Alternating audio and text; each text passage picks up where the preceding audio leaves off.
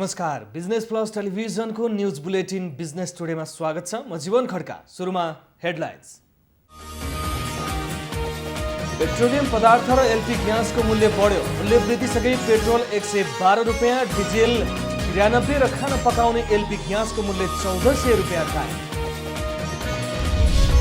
तामाकोशी जलविद्युत आयोजना निर्माणको समय धकेलिँदै एक्सपान्सन जोइन्ट 5 उपलब्ध नभएपछि डिजाइनमा परिवर्तन गर्नु परेकोले आयोजना निर्माणको काममा ढिलाइ भएको सरकार पक्षको भनाइ। बागलुङमा मोतियाबिन्दुको शल्यक्रिया नियमित हुन थालेपछि सेवाग्राही लाभान्वित। आँखाको शल्यक्रियाका लागि ठूलो रकम खर्चेर राजधानी जानुपर्ने बाध्यताको अन्त्य। शान्त र सुविधायुक्त विद्युतीय पुस्तकालयको स्थापना भएपछि मेडिकल क्षेत्रमा अध्ययनरत विद्यार्थीमा छायो खुसी। प्राइभेट लाइब्रेरीमा हुने खर्चमा न्यूनीकरण हुँदै। र पूर्व राष्ट्रपति डोनाल्ड ट्रम्पले लगाउनु भएको भन्सार दरलाई पुनरावलोकन नगरी नहटाउने अमेरिकी अधिकारीहरूको भनाइ। कुन प्रकृतिका प्रविधिको चीनमा प्रवेश रोक लगाउने भन्ने विषयमा बाइडेनद्वारा परामर्श।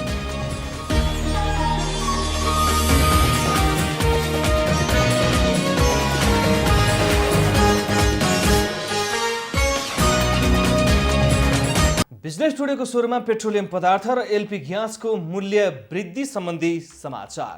नेपाल आयल निगमले इन्धनको मूल्य वृद्धि गरेको छ। भारतीय आयल निगमले मूल्य वृद्धि गरेसँगै नेपाल आयल निगमले पेट्रोलियम पदार्थमा मूल्य वृद्धि गरेको हो। निगमले बुधबार राति 12 बजेदेखि लागू हुने गरी खाना पकाउने ग्यासको मूल्य 25 रुपियाँले बढाएर 1400 रुपियाँ पुर्याएको छ। निगमले जारी गरेको विज्ञप्ति अनुसार पेट्रोल, डिजेल र मट्टीतेलमा प्रति लिटर 2 रुपियाँ बढाएको छ। नयाँ मूल्य अनुसार अब पेट्रोल प्रति लिटर 112 रुपियाँ, डिजेल र मट्टीतेलको प्रति लिटर 95 रुपियाँ कायम गरिएको छ। निगमले हवा इन्धनको मूल्य भने यथावत राखेको जानकारी दिएको छ। 456 मेगावाट क्षमताको तामाकोशी जलविद्युत आयोजना निर्माण हुने समय पछि धकेलिँदै गएको छ। 2068 सालमा निर्माण सुरु भएर 2072 सालमा सम्पन्न गर्ने लक्ष्यसहित निर्माण प्रारम्भ गरिएको यो राष्ट्रिय गौरवको जलविद्युत आयोजना निर्माण सम्पन्न हुने भनेर विगतमा विभिन्न तिथि मितिहरू पटक पटक घोषणा गरिए तापनि ती सबै मिथ्या साबित भएका छन्। एक रिपोर्ट। तामाकोशी जलविद्युत आयोजना निर्माणको काम 95% निर्माण पूरा भएकोमा 97% पूरा भयो भनेर भन्न थालिएको पनि धेरै समय बितिसकेको छ।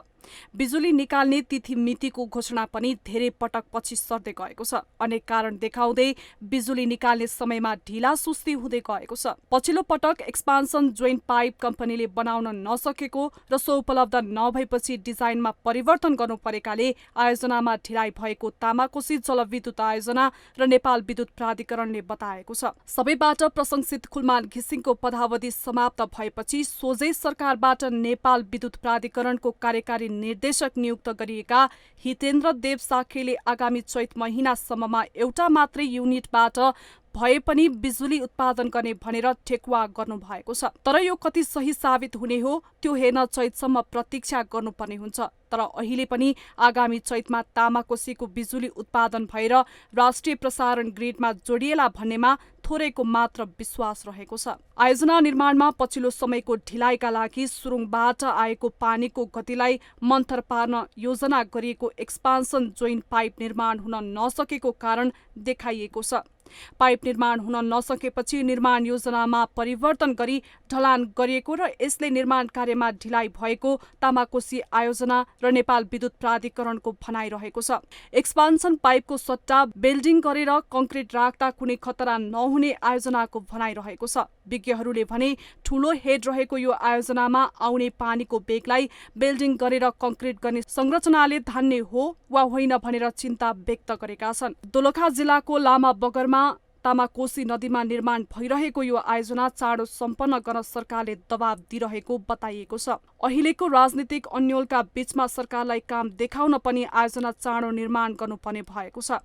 आयोजना निर्माण सुरु हुँदा सम्पन्न हुन तय गरिएको मिति भन्दा अहिले नै यो आयोजना 5 वर्ष भन्दा बढी पछि धकिलिसकेको छ। तर मेलम्ची आयोजना 25 वर्ष ढिलो हुँदा त केही फरक नपर्ने देशमा 5 वर्षको ढिला सुस्तीलाई सामान्य मान्नुपर्ने बाध्यता रहेको छ। तर यो बाध्यताले आफ्नो आवश्यकताको 50% भन्दा बढी बिजुली भारतबाट आयात गरेर पनि दैनिक रूपमा धेरै पटक बिजुली जाने समस्यामा रहेका सर्वसाधारणका लागि त्यति चासो नरहन सक्छ। तर यसले आर्थिक रूपमा देशलाई ठूलो घाटा परिसकेको छ। आयोजना ढिलो हुँदा पहिलो अनुमान गरिएको लागत भन्दा दोब्बर भन्दा बढी लागत बढेर 80 अर्ब पुग्न जाने त छँदैछ। आयोजना समयमा निर्माण भएको भए यसबाट दैनिक रूपमा 2 करोड 50 लाख रुपियाँ आय हुने अवसरबाट पनि सरकारी, अर्धसरकारी र सर्वसाधारण लगानीकर्ता वञ्चित भएका छन्। अर्को विषय, आयोजना निर्माणपछि पनि आयोजनाको बिजुली सोझै काठमाडौँ ल्याउन सक्ने क्षमता नेपाल विद्युत प्राधिकरणसँग छैन। प्रसारण लाइनको अभाव, बिजुली घुमाउरो, ट्रान्समिसन लाइनबाट ल्याउँदा वार्षिक रूपमा ठूलो रकमको बिजुली चुहावट भएर खेर जाने देखिन्छ। बिजनेस टुडेमा पालो भएको छ ब्रेकको।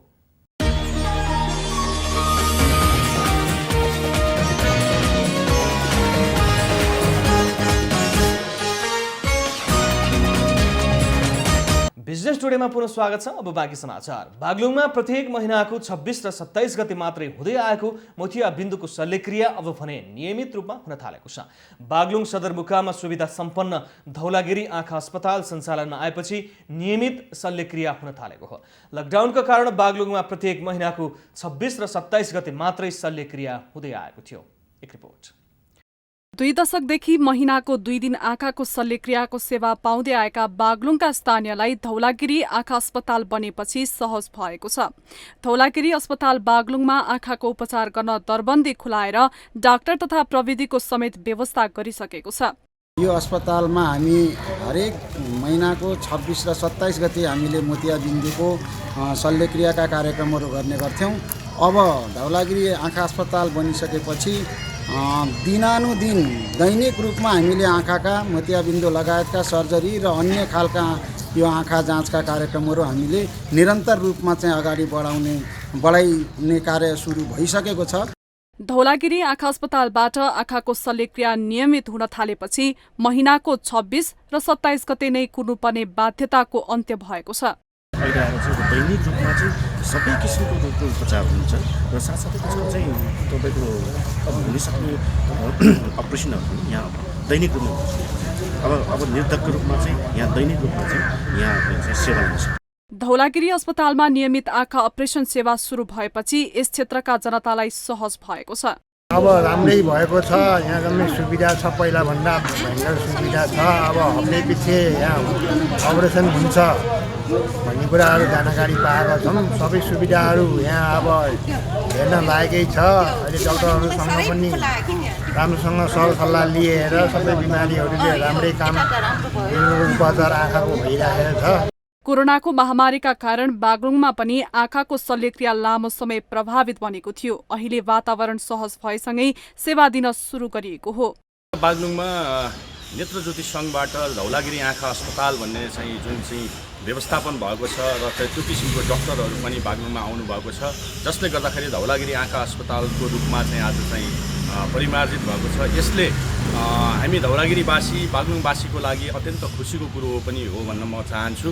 र आज चाहिँ हरेक चाहिँ आँखाको उपचार गर्न आउने हरेक व्यक्तिले दैनिक रूपमा चाहिँ जति बेला पनि यदि अपरेसन जस्तो ठुलो चाहिँ अपरेसन गर्नु परे तापनि यहीँबाट सुविधा पाउने त्यो किसिमको सुविधा अहिले धौलागिरी आँखा अस्पतालले दिएको छ।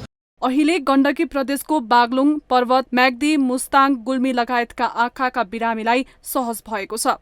यसअघि काठमाडौँ, पोखरा लगायतका शहरी क्षेत्रका अस्पतालमा आँखाको शल्यक्रियाका लागि ठूलो रकम खर्च गरेर जानुपर्ने बाध्यताको समेत अन्त्य भएको छ। बागलुङ सहकर्मी सुभाष आचार्यको सहयोगमा जिल्ला ब्युरोको रिपोर्ट। नेपाल चिकित्सक सङ्घ नारायणी शाखाले पर्साको वीरगञ्जमा विद्युतीय पुस्तकालयको स्थापना गरेपछि मेडिकल क्षेत्रमा अध्ययनरत विद्यार्थीहरूलाई पठन पाठनमा सहज भएको छ। शान्त र सुविधायुक्त विद्युतीय पुस्तकालयको स्थापना भएपछि मेडिकल क्षेत्रमा अध्ययनरत विद्यार्थीहरू खुसी भएका छन्। एक रिपोर्ट। नेपाल चिकित्सक संघ नारायणी शाखाले पर्साको वीरगञ्ज चिकित्सकहरूको लागि नेपालमै पहिलो पटक लाइब्रेरीको स्थापना गरेको छ। यसअघि विद्यार्थीहरूले प्राइभेट लाइब्रेरीमा मासिक 2000 देखि 2500 रुपियाँसम्म तिरेर पढ्ने गरेका थिए। तर अब पीजी र एमडी लगायतको तयारीमा रहेका चिकित्सकहरूलाई समय र पैसा दुवै खर्च गर्नुपर्ने बाध्यता कम भएको छ। चिकित्सक संघले स्थापना गरेको लाइब्रेरी प्रभावकारी हुने विद्यार्थीहरूले बताएका छन्। पहिला त हामीहरू यो लाइब्रेरी नहुँदाखेरि हामीहरू प्राइभेटमा पैसा तिरेर मन्थली 2000 जति तिरेर पढिराखेको थियो। यो लाइब्रेरी एनएमएले खोलेदेखि हामीहरूलाई समयदेखि पैसा सबैको बचत भएको छ। यो चिकित्सक एसोसिएसन सङ्घले नेपालमै यो पहिलोचोटि यो लाइब्रेरीको सुविधा वीरगन्जबाटै सुरु भएको हो। त्यसको लागि हामी धेरै धेरै धन्यवाद दिन चाहन्छु। धेरै सजिलो भयो। पहिले घरमा म पढ्थेँ, घरमा फेरि अब ग्रुप स्टडी पनि हुन्थेन, केही डाउट पनि हुन्थ्यो भने कसलाई सोध्ने के गर्ने। अब यहाँ धेरैजना भएपछि केही डाउट पनि पऱ्यो भने अरू साथीहरूलाई पनि सोध्ने, आफ्नो सिनियरहरूलाई पनि सोध्ने सजिलो हुन्छ। अब खुसी भन्नाले पनि धेरै कुरा पनि सिक्न पाइन्छ, जान्न पाइन्छ होइन। तपाईँले अब केही कुरा नजाने कुरा पनि नआएको कुरा पनि साथीहरू भाइहरूसँग फ्रेन्डहरूसँग सोध्न पाइन्छ। मलाई त पर्सनली एकदम सहज भएको छ। हामी हस्पिटलको नजिकै यो लाइब्रेरी एकदम सुविधा सम्पन्न लाइब्रेरी खोलेको छ। यस कारणले गर्दा हाम्रो एउटा टाइमको बचत हुन्छ र ड्युटी भएको बेला पनि टाइम पाएको बेला पनि हामी पढिरहेको हुन्छौँ। र यहाँ हाम्रो साथीहरू सबैजनाले ग्रुप डिस्कसन गरेर पढ्दा एकदम इफेक्टिभ भएको छ र हामीले टाइम, पैसा र सुविधा सम्पन्न एउटा लाइब्रेरी पाएकोले एकदम खुसी छु। चिकित्सकहरूको सुविधाको लागि भनेर स्थापना गरेको यी लाइब्रेरी एकसाथ 20 जनाले प्रयोग गर्न सक्ने बताइएको छ। वास्तवमा यो धेरैजना हाम्रो जुनियर चिकित्सक डाक्टरहरू जो चाहिँ पोस्ट ग्रेजुएट आफ्नो एमडी एमएसका तयारी गर्दै थिए, उहाँहरू चाहिँ पैसा तिरेर विभिन्न वीरगन्जका विभिन्न ठाउँमा चाहिँ रुम लिएर यसरी पढ्दै गर्नुभएको चाहिँ हामीले पाएका थियौँ पहिलादेखि नै। र त्यसैले कमसेकम एउटा चिकित्सकहरूको लागि भए पनि एउटा चाहिँ यस्तो स्टडी रुम अथवा लाइब्रेरी तयार गरौँ जहाँ चाहिँ निःशुल्क रूपमा हाम्रै सदस्य साथीहरू, जुनियर चिकित्सक साथीहरू चाहिँ यहाँ आएर पढ्नुहुन्छ। उहाँको एउटा भनौँ न तयारीको लागि चाहिँ एउटा ठाउँ र हामीले सेवा चाहिँ त्यो उद्देश्यले हामी निर्माण गरेका छौँ। 3 तहको सरकार आए पनि मेडिकल क्षेत्रमा खासै लगानी गरिएको देखिँदैन। यदि सरकारले मेडिकल क्षेत्रमा अध्ययनरत विद्यार्थीहरूको लागि बजेट विनियोजन गर्ने हो भने गरिब जेहेन्दार विद्यार्थीहरूलाई पनि सहज हुने थियो। पर्सा सहकर्मी नितेश कर्ण र क्यामेरामा ग्यासु मिया देवानको सहयोगमा जिल्ला ब्युरोको रिपोर्ट। बिहिबार स्वास्थ्य तथा जनसङ्ख्या मन्त्रालयले प्रेस विज्ञप्ति जारी गर्दै कोभिड-19 पीसीआर परीक्षणको शुल्क घटाएको जानकारी दिएको छ। स्वास्थ्य तथा जनसङ्ख्या मन्त्रालयले सरकारी प्रयोगशालाहरूमा गरिने कोभिड-19 नमुना परीक्षणका लागि 1000 रुपियाँ निर्धारण गरेको छ। मन्त्रालयको माघ 28 गते आइसिएसका पदाधिकारी सहितको कोभिड-19 रोकथाम तथा नियन्त्रण सम्बन्धित बैठकले सो निर्णय गरेको हो। यसअघि मन्त्रालयले सरकारी प्रयोगशालाहरूमा गरिने कोभिड-19 पीसीआर परीक्षण शुल्क 2000 रुपियाँ तोकेको थियो। बिजनेस टुडेमा पालो भएको छ ब्रेकको।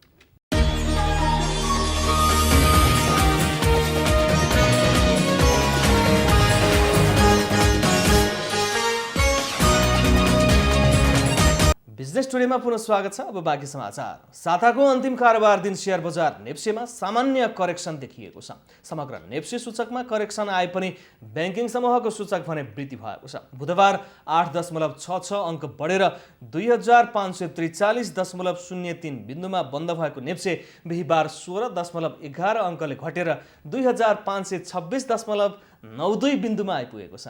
यसैगरी साताको अन्तिम कारोबार दिन ठूला कम्पनीहरूको कारोबार मापन गर्ने सेन्सिटिभ इन्डेक्स 1.66 अङ्कले घटेर 463.47 बिन्दुमा झरेर बन्द भएको छ। यस दिन 206 कम्पनीको 72,737 पटकको कारोबारमा 1,60,58,000 भन्दा बढी किता शेयर कारोबार हुँदा कुल 8.41 करोड रुपियाँ भन्दा बढीको कारोबार भएको छ।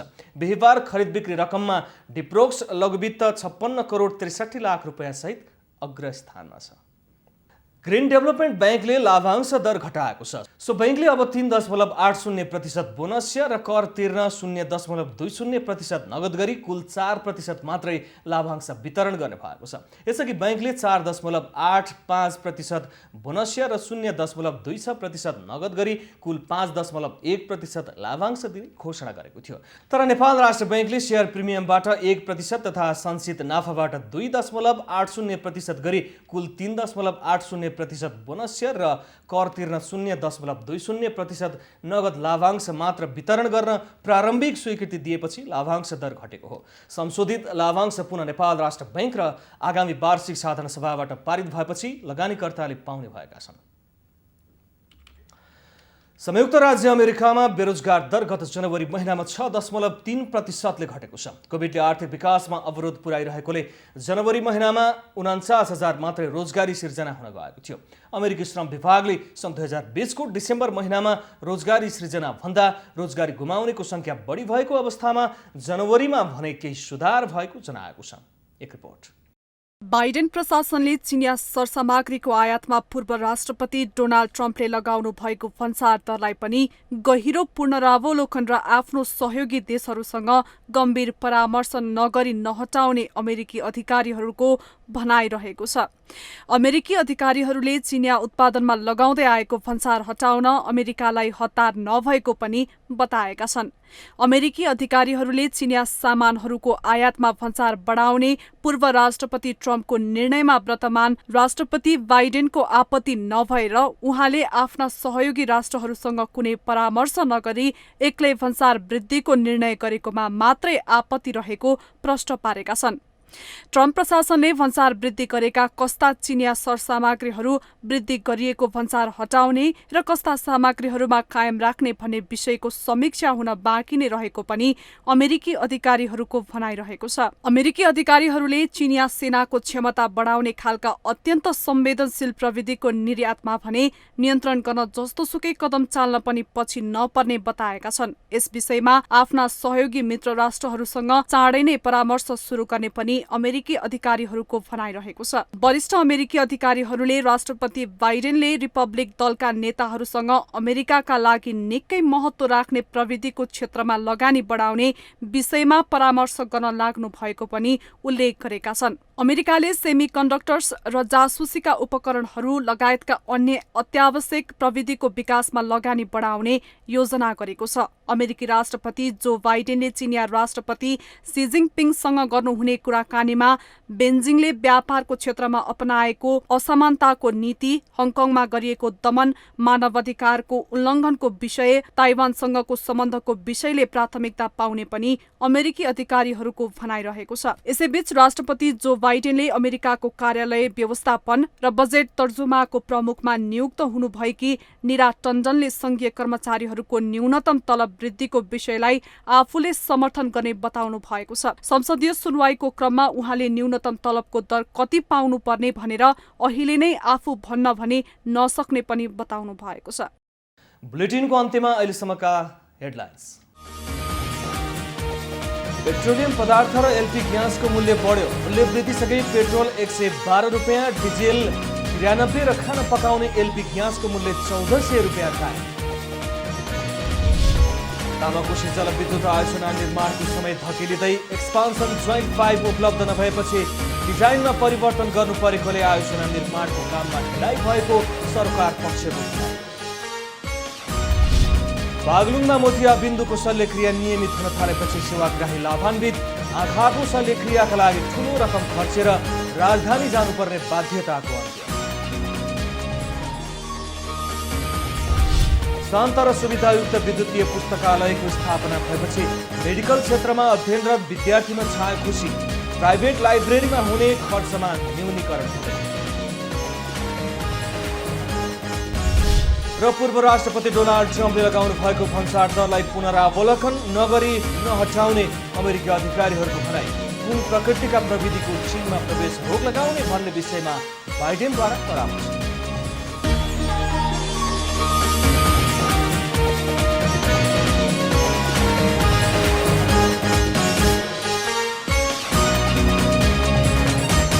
बिजनेस टुडे अहिलेलाई यति नै। हेर्दै रहनुहोला business plus television. Business plus, business first. नमस्ते।